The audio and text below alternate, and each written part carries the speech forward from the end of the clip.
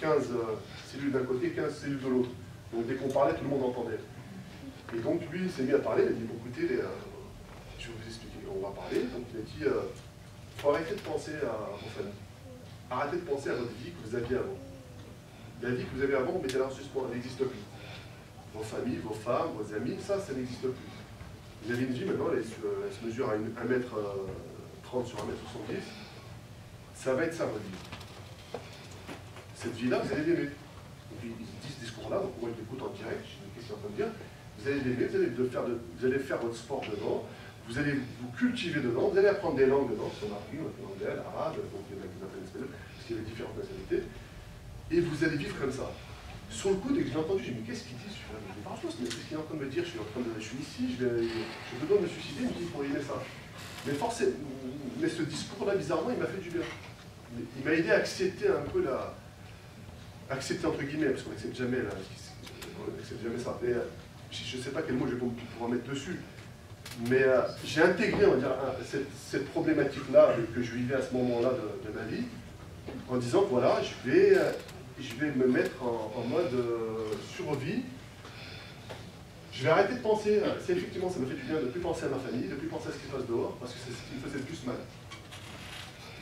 Donc en me mettant comme ça, en oubliant tout ça, en réduisant l'espoir au maximum. L'espoir, on ne va pas l'enlever, il sera toujours là. Mais en le réduisant au maximum pour ne pas avoir de déception. Chaque fois qu'on voit une délégation étrangère venir, on ne peut pas avoir cette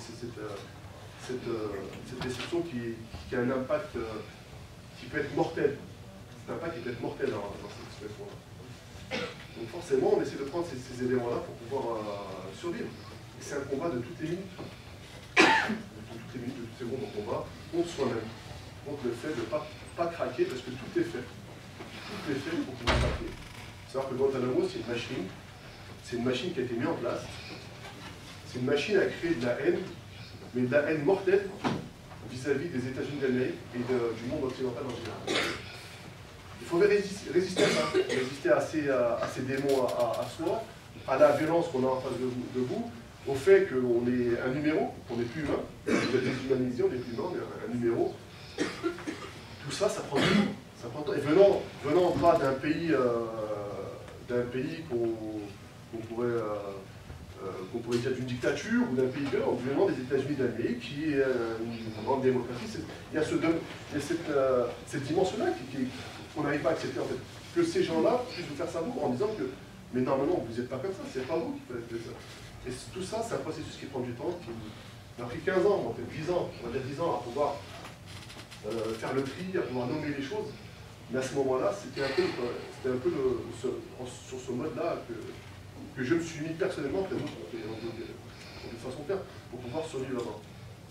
Après, sur le fait, est-ce que j'ai été accompagné en sortant de prison? Absolument pas. En sortant de la prison de la santé, c'était la veille de l'Aïd, donc j'ai le surveillant qui vient qui me dit ouais, bon, tu prends tes affaires, je sors, j'ai cru que c'était une blague, c'était vrai. Donc je suis passé, j'ai dit au revoir à tous les détenus de la division 2 à l'époque. Et toutes les affaires que j'avais, je les ai distribuées, je suis sorti sans rien. J'ai gardé 2-3 souvenirs de Guantanamo, un short et une bricole que j'avais récupéré, que j'avais gardé précieusement avec moi. Et en sortant, je me suis retrouvé non. La prison qui était derrière moi, j'étais en plein cœur de Paris, et j'ai vu juste un message de mon avocat qui me disait de la rejoindre à un bar qui était à l'angle. Et je l'ai appelé de là-bas, et elle m'a dit que ton frère et un ami, ils venaient te chercher à Marne 2. Donc je me suis retrouvé avec tout ce que j'ai subi, tout ce que j'ai vu, toute la violence des deux côtés que j'ai pu rencontrer, toutes les frustrations et les peines qui m'ont pu me traverser, les incompréhensions, tout seul, sans aucun accompagnement. Bizarre. C'était vraiment bizarre.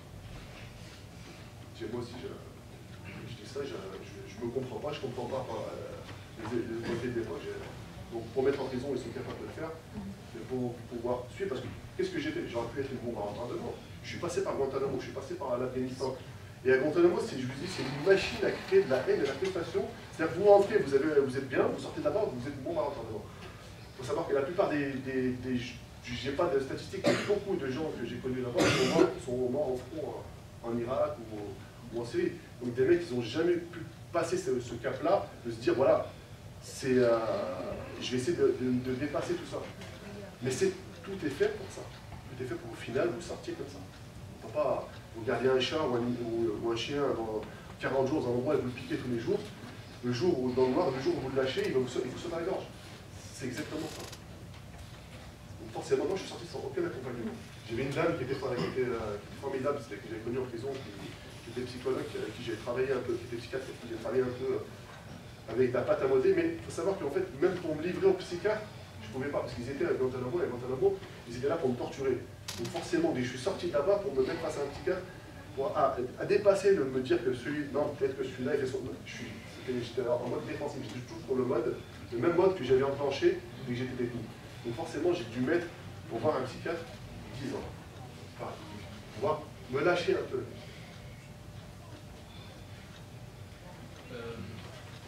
Votre premier départ, c'était dans le jet, tout ça? Non, c'est plus compliqué que ça. Ok, ouais. C'est pour ça que je sais pas trop ce que vous ouais, non, en fait, c'est important. Si faut que j'expose ça, il faut vraiment que je rende, il va falloir vraiment du temps.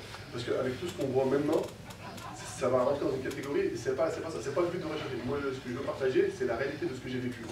C'est pas partager quelque chose qui est connu ou qui est vendu par les médias. C'est vraiment une réalité pour que les gens puissent se rendre compte qu'il y a différentes trajectoires et différentes façons de penser. Mais ça prend du temps. Voilà, c'est pas le sujet que je veux, par rapport à ce que vous avez dit.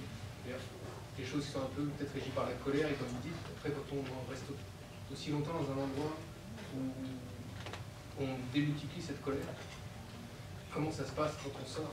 Et comment ça se passe par rapport aux convictions qu'on avait sur des choses, tout ça? Franchement, en fait, c'est une question que je l'ai ruminée, je l'ai rêvée, elle m'a rongé pendant, c'était en 2000 que je suis parti, et là ça fait 15 ans. Tout ça, vu que je n'étais pas entouré, il y a des gens qui ont subi les conséquences de ça, c'est ma famille, mais les gens proches, ils ont subi des mauvais comportements, des choses dures de ma part, mais des choses que je ne mesurais pas à l'époque. Parce que je n'ai pas fait le travail dessus nécessaire pour pouvoir sortir tout ce qui était enflé en moi. Parce que, il faut savoir que j'ai fait ce bouquin en 2006, j'ai témoigné énormément de 2006 à 2007, et après je me suis dit, vous voyez que ça pesait énormément sur moi. J'ai dit, il faut que j'enfouisse ça au fond de moi et je puisse pour pouvoir me... C'était une erreur. Avec le temps, je vois que c'était une erreur. Je me rends compte que c'était une erreur. J'aurais dû peut-être, même si ça m'épuisait, l'affronter et pouvoir voilà, la dominer et la contenir. Parce que ça partira pas. Ce que j'ai vécu, c'est un mois, je suis marqué, jusqu'à la fin de mes jours. Après, ce qu'il y a, c'est que je me disais moi aussi que voilà, c'était une époque, l'Afghanistan, les talibans, je me disais que c'était fini, qu'on allait passer à autre chose. Mais avec tous les événements et toutes les guerres qui sont déclenchées après, on s'est replongé dans ça. Et de plus belle, avec plus de gens qui partaient, donc forcément, j'étais malgré moi remis devant ça, et les gens venaient me voir. Qu'est-ce que tu penses de ça? Qu'est-ce que tu penses de ça? Donc forcément, ils voulaient mon avis par rapport à des événements qui se passaient. Donc j'étais obligé de me positionner. Et je savais que ma parole, elle pesait par rapport à ça. Elle pesait par rapport aux gens qui étaient perdus, par rapport à ces événements, et il fallait que je me positionne. Et j'arrive à déconstruire ça, à dire que voilà, c'est pas aussi simple que ça, il n'y a pas cette vision manichéenne des choses, qu'il y a des bons d'un côté et des mauvais de l'autre. C'est plus compliqué que ça. Et tout ça m'a amené à toujours à faire une introspection sur moi, essayer de me comprendre pour que je puisse expliquer quelque chose, que les gens la comprennent. Sinon, je vais parler d'une chose, mais sans la comprendre. Donc, ce travail, je l'ai fait petit à petit, ça a pris 10-15 ans. Mais en termes de colère, tout est fait pour avoir de la colère. C'est-à-dire qu'en Afghanistan, par exemple, où je suis passé, tout est fait. Mais la colère, elle ne vient pas, c'est pas une colère, comment dirais-je, c'est pas une révélation. C'est-à-dire qu'on va prendre des injustices, on va prendre des faits réels, et on va travailler sur ces faits réels, et on va c'est ça la manipulation qui vient. C'est sur les faits réels, des injustices qui se passent à travers le monde. Et cette colère qui nous a traversé et qui nous a habité pendant cette colère, cette incompréhension. Parce que la colère, elle vient beaucoup de l'incompréhension. En fait. Je me disais, je suis face à des gens à qui j'ai rien fait. Mais eux me montrent la pire face de l'homme. Il fallait gérer cette incompréhension avec cette colère. Ça m'a traversé énormément. Mais après, il faut savoir que le cœur, c'est un organe qui ne peut pas, pour moi, qui ne peut pas emmagasiner différentes sensations en même temps. C'est-à-dire que si je suis si je vais rester sur la colère, sur la vengeance, sur le fait d'avoir la haine et de pouvoir reprendre c'est quelque chose que je vais alimenter. Donc forcément, ça va m'impacter, ça va jouer sur moi. La première victime qui va être de ça, ça va être moi. Ça va être moi par rapport aux victimes psychologiques et physiques. Ça se transforme. Et moi, j'ai plus le temps. J'ai plus le temps d'haïr les gens, j'ai plus le temps de... C'est fini, c'est bon, j'ai ramassé ce que j'ai pas de temps. J'ai pas de temps. On m'a pris 5 ans de ma vie, j'ai été traité comme... C'est pas grave, c'est passé. Ce qui m'intéresse maintenant, c'est que déjà c'est le futur. Et avec tout ça, j'ai un passé lourd. Et ce passé lourd, il me revient tout le temps. Comme je disais, je suis toujours questionné. Donc forcément, comment je vais pouvoir arriver à faire bénéficier les gens qui sont autour de moi et ceux qui veulent savoir par rapport à ce que j'ai vécu et les événements qu'on vit maintenant. Comment on peut... Et c'est tout le cheminement que j'ai fait et la question que je me suis posée. Et je me suis dit, dans quoi je vais être le plus utile en sortant. La seule chose où j'ai tourné, je vais être le plus utile par rapport à mon histoire et à mon expérience de vie, c'est ça. Donc forcément, j'ai pris ce qui était mauvais, ce que j'ai connu en mauvais, que ce soit là-bas ou en Afghanistan ou à Guantanamo, pour essayer d'en faire bénéficier des gens qui sont en face de moi, des gens que je rencontre. Mais ça me fait du bien à moi en premier. C'est moi qui ça fait du bien, parce que j'ai connu ce qui est le plus mauvais sur Terre. C'est bon, j'ai pas besoin de me faire je sais ce que c'est les bombardements, je sais ce que c'est la mort, je sais ce que c'est les gens mutilés, je sais ce que c'est. J'ai vu de mes yeux, c'est pas des choses que j'ai pas vécues, c'est des choses que j'ai vécues. Donc forcément, la violence, je la connais. Je sais où ça amène, en fait. Je sais que certains discours, certaines, comment dirais-je, pensées amènent nous. Je l'ai connu peut-être trop tôt dans ma vie. Mais ça, j'essaie de transformer avec des jeunes, ou avec des moins jeunes, ou avec des papas ou des mamans avec qui je discute, qui veulent savoir, qui sont préparés sur ces questions-là, de radicalisation et autres. Je n'ai pas trop ce terme. Et pour porter un témoignage qui questionne, qui donne un peu d'espoir aux gens. Voilà. Mais c'était pas évident, c'était pas le chemin qui m'était tracé en sortant de Guantanamo. Normalement, en sortant de Guantanamo, je suis haineux à vie et je finis en Irak ou en Syrie avec c'était ça.